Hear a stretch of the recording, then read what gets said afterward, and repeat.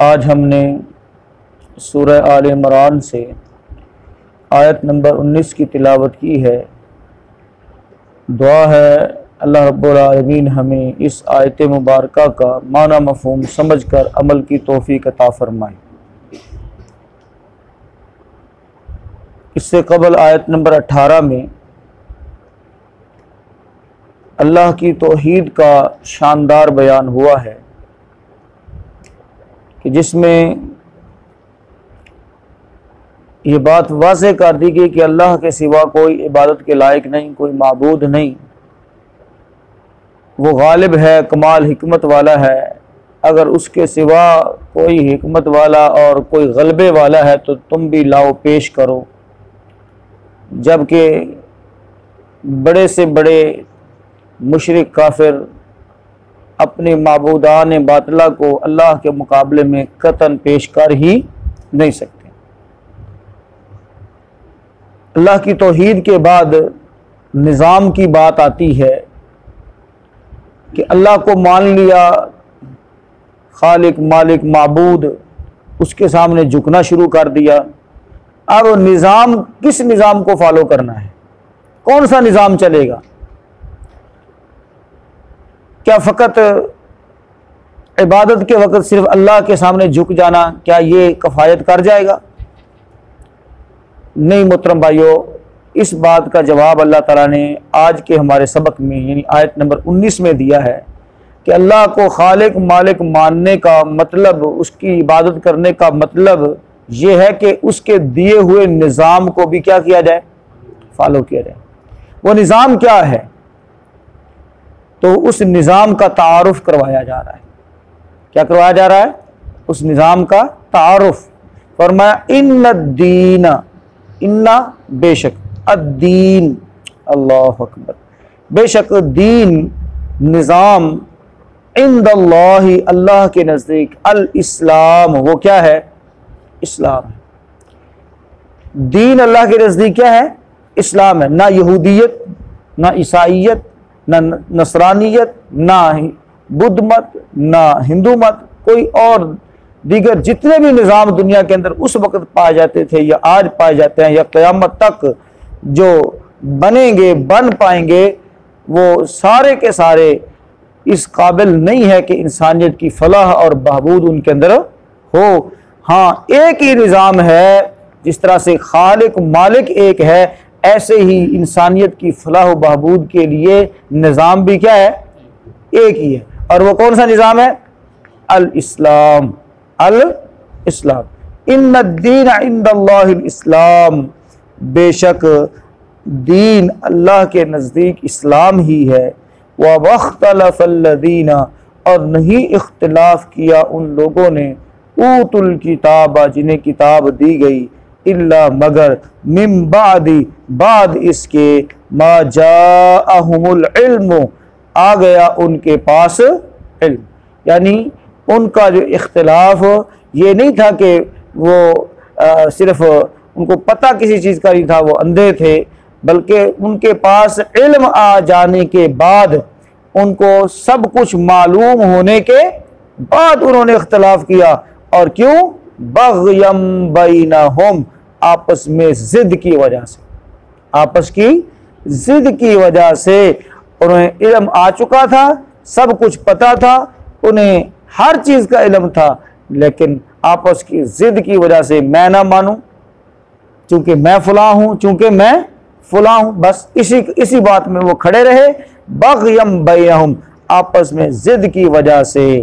وَمَن یکفر، اور یاد رکھو یہ جو انہوں نے ضد لگا کے جو ہے کسی اللہ کی کسی بات کا انکار کیا یا اس کا احترام نہ کیا، فرمایا وَمَن یکفر، اور جو کوئی کفر کرے، بِآیاتِ اللہ، اللہ کی آیات کے ساتھ، کیونکہ آپس میں ضد کی وجہ سے اللہ کے حکم کو چھوڑنا یہ گویا کیا ہے؟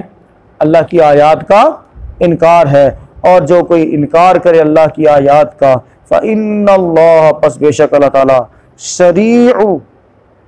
سریع، اس کا مطلب ہوتا ہے جلد، یعنی جلد، الحساب، حساب لینے والا ہے۔ اللہ تعالیٰ بہت جلد حساب لینے والا ہے۔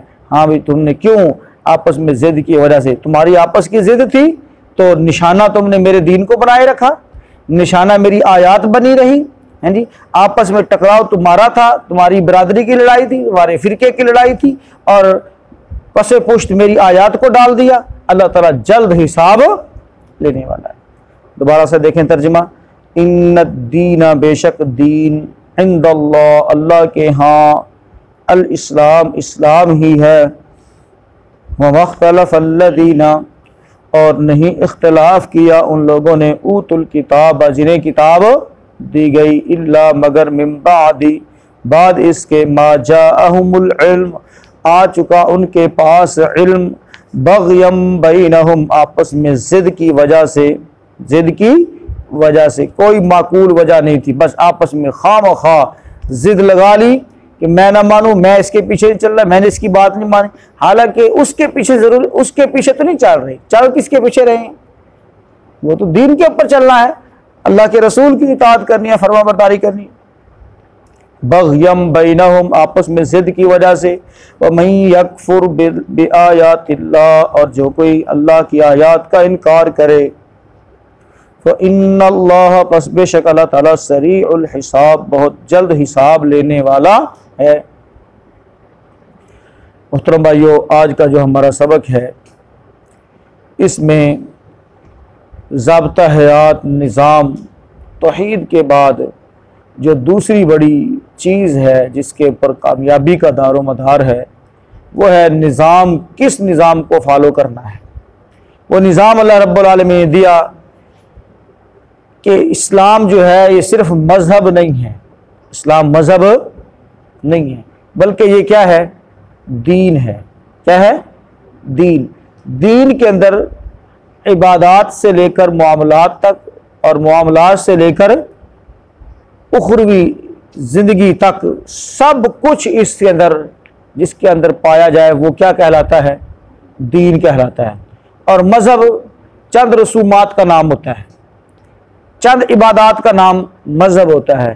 تو دین جو اسلام ہے یہ دین ہے، مذہب نہیں ہے۔ سمجھ آ رہی بات کی؟ یعنی مذہب ایک محدود دائرہ ہوتا ہے اور دین ایک وسیع دائرہ ہوتا ہے۔ تو اس اعتبار سے اللہ رب العالمین نے ہمیں جو سسٹم دیا ہے، جو نظام دیا ہے، اس کا نام کیا رکھا؟ دین اسلام۔ دین اسلام یعنی اپنے آپ کو اللہ کے احکام کے مکمل تابع کر دینا، جو کچھ اس کے رسول نے، اس کے بھیجے ہوئے رسول نے پریکٹیکلی کر کے دکھایا ہے، اس کو فالو کرنا، حتیٰ کہ اللہ تعالیٰ نے ان سب کے آخری رسول جناب محمد الرسول اللہ صلی اللہ علیہ وسلم کو جو مبعوث فرمایا ہے، اور نبوت اور رسالت کا یہ راستہ اب بند کر دیا گیا، دین مکمل کر دیا گیا، اسلام مکمل ہے، کمپلیٹ ہے۔ اب اس مکمل دین کے اوپر چلنے کا نام، دین کو فالو کرنا ہے، اسلام کے اوپر چلنا ہے، اور اس کے یہی ہماری شریعت ہے اور یہی ہمارا نظام حیات ہے۔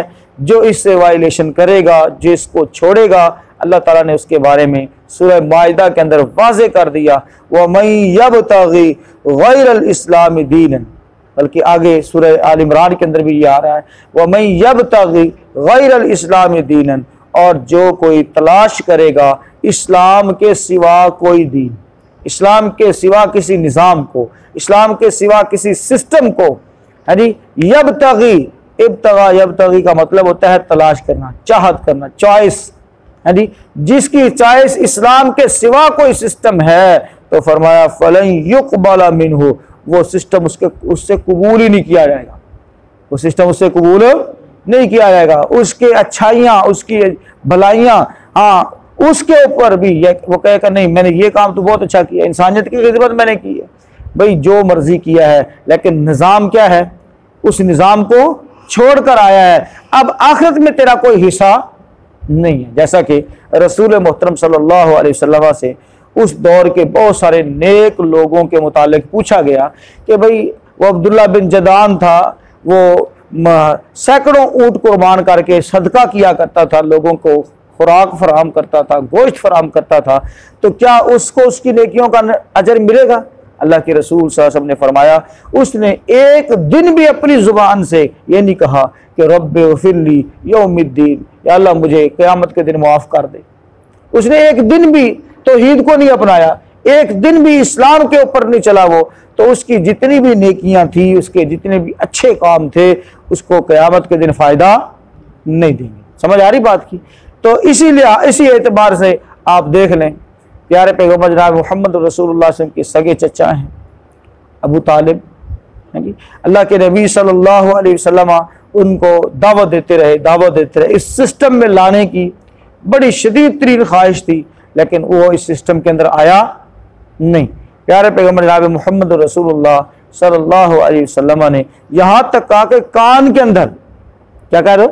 کان کے اندر کلمہ پڑھ لو، رب کے ہاں جھگڑا کروں گا، رب کے ہاں جھگڑا کروں گا، کوئی سبیل نکل آئے گی بچنے کی، لیکن اس نے کان میں پڑھنے کے لیے بھی تیار نہیں ہوا، کان میں بھی اس بات کا اقرار کرنے کے لیے، اس سسٹم کو قبول کرنے کے لیے تیار نہیں ہوا۔ اللہ کے رسول صلی اللہ علیہ وسلم نے فرمایا جہنم کے جوتے پہنائے جائیں گے اور ان کی حدت اور شدت سے سر جو ہے وہ ہڈیا کی طرح کھول رہا ہوگا۔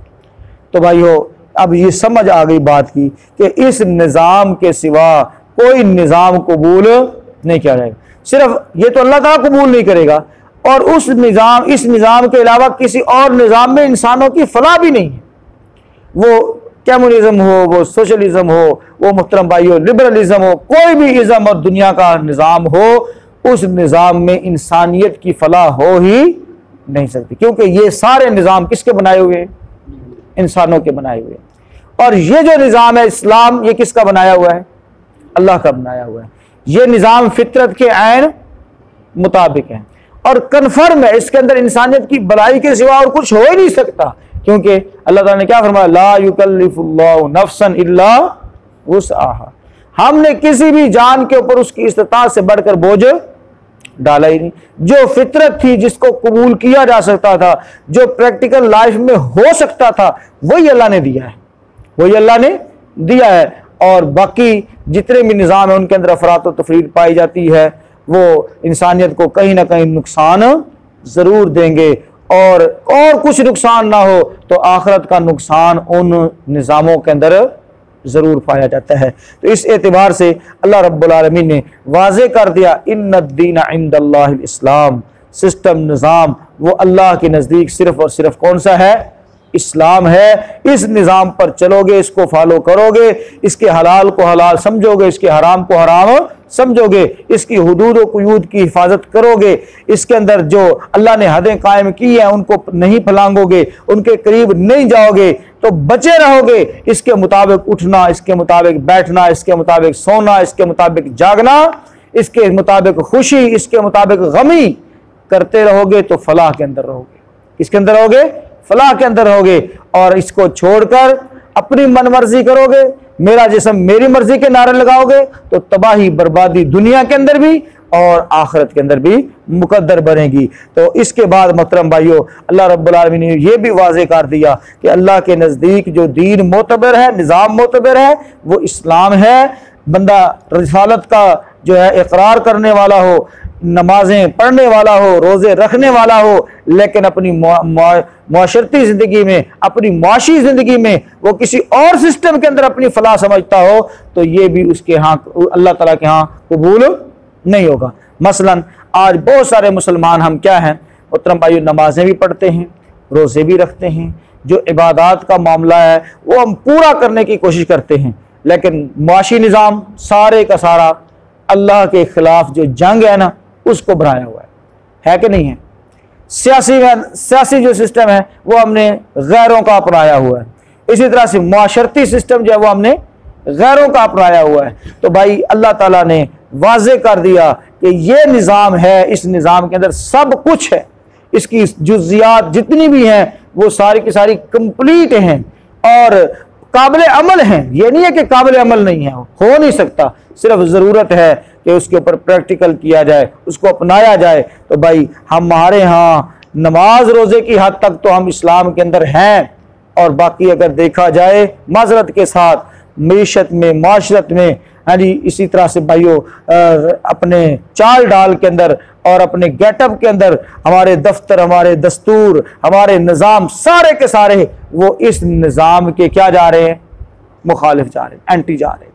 اللہ تعالی ہمیں اس کی اہمیت کو سمجھنے کی توفیق عطا فرمائے، اور یہ بھی فرما دیا کہ جو آپس میں یہ تمہاری ضد ہے، آپس میں جو کہہ لیں کہ سینگ اڑانے والی بات ہے، اس نے بڑا نقصان کیا ہے، لہٰذا اور مذہبی اعتبار سے اس نے بہت بڑا نقصان کیا ہے۔ آپس میں ضد کی وجہ سے علم آ گیا، پتہ ہے کہ یہ قرآن کے اندر ہے، پتہ ہے یہ حدیث کے اندر ہے، لیکن کیا کرنا ہے؟ ضد، میں نہیں ماننا، میں نے نہیں ماننا، میں نہ مانوں۔ اور بہت ساری جگہوں پر سچی بات ہے، یہ بات دیکھ کر بڑی تکلیف ہوئی ہے، جیسا کہ صحیح البخاری شریف کے اندر پیارے پیغمبر جناب محمد رسول اللہ صلی اللہ علیہ وسلم کی نماز کا مکمل طریقہ موجود ہے۔ نماز کا طریقہ، اس کے اندر رفع الیدین ہے، اس کے اندر آمین بالجہر ہے، فاتحہ خلف الامام ہے۔ بھائی اب ایک شخص وہ 10 سال سے 20 سال سے صحیح بخاری شریف پڑھا رہا ہے، تو کیا خیال ہے یہ احادیث اس کے سامنے سے نہیں گزرتی ہیں؟ اور بہت دفعہ ایسا ہوا ہے کہ ایک ہمارے استاد محترم تھے، کہتے ہیں کہ ہم نے جب بخاری شریف پڑھی تو ہم بخاری شریف کو لے کر اپنے استاد محترم کے پاس کلاس کے بعد چلے گئے، اور ہم نے عرض کی جا کر کہ اس کتاب کے اندر کوئی ایسی حدیث اگر ہے جو قابل عمل نہیں ہے تو اس کے اوپر ہمیں نشان لگا دیں، آج کے بعد ہم اس کے اوپر عمل نہیں کریں گے۔ تو اس وقت وہ کہتے ہیں کہ اس میں کوئی ایسی حدیث نہیں ہے جو قابل عمل نہ ہو، قابل عمل نہ ہو۔ تو بچے آئے واپس اور انہوں نے نماز رفع الیدین سے پڑھنا شروع کر دی، کیونکہ استاد محترم نے کیا لگا دی؟ مہر لگا دی کہ اس کے اندر ہر حدیث کیا ہے؟ قابل عمل ہے، اس کے اندر 5 حدیثیں موجود ہیں رفع الیدین کی۔ اچھا بعد میں کیا کہتے ہیں؟ بعد میں آئے تو کہتے ہیں دیکھیں یہ جو کتاب ہے نا یہ امام بخاری نے لکھی ہے، اور امام بخاری جو ہے وہ آپ کے امام کی بات نہیں مانتے، مثلا امام ابو حنیفہ کی بات نہیں مانتے، وہ حدیث کو فالو کرتے ہیں۔ تو کہتے ہیں جو شخص آپ کے امام کی بات نہیں مانتا، آپ اس کی بات کو کیوں مانتے؟ تو ایک جو ہے اس میں طالب علم وہ کہتا ہے کہ سر استاد جی قابل احترام، یہ امام بخاری رحمۃ اللہ علیہ نے جو کتاب لکھی ہے اس میں رسول اللہ صلی اللہ علیہ وسلم کے فرمان انہوں نے جمع کیے ہیں، انہوں نے اپنی بات تو کوئی نہیں لکھی اس میں۔ ہم امام بخاری کی بات نہیں مانتے، ہم کس کی بات مانتے ہیں؟ اللہ کے رسول کی بات مانتے ہیں۔ تو یعنی اس طرح سے کیا کرتے ہیں؟ چکر دینے کی، صرف اور صرف ضد کی وجہ سے کہ جو ہمارے امام کی بات نہیں مانتا ہم اس کی بات کو کیوں مانیں، حالانکہ خام خواہ کی ضد ہے۔ بھائیو اللہ رب العالمین نے واضح کر دیا کہ علم ہے، علم ہونے کے باوجود آپس میں ضد کی وجہ سے کہ بس میرا کام خراب نہ ہو جائے، اور آگے فرمایا ایسا کرنا اللہ کی آیات کا انکار ہے، اللہ کی آیات کا انکار ہے، دین کا انکار ہے، اور یہ چیز دین کو مونڈ دیتی ہے، ختم کر دیتی ہے، تو یہ تباہی ہے۔ فرمایا جو ایسا کرے گا یاد رکھیے اللہ تعالیٰ اس سے جلد حساب لینے والا ہے۔ دیکھ لیجئے اس آیت مبارکہ کو، جو بات سمجھ آئے تو پوچھ لیجئے۔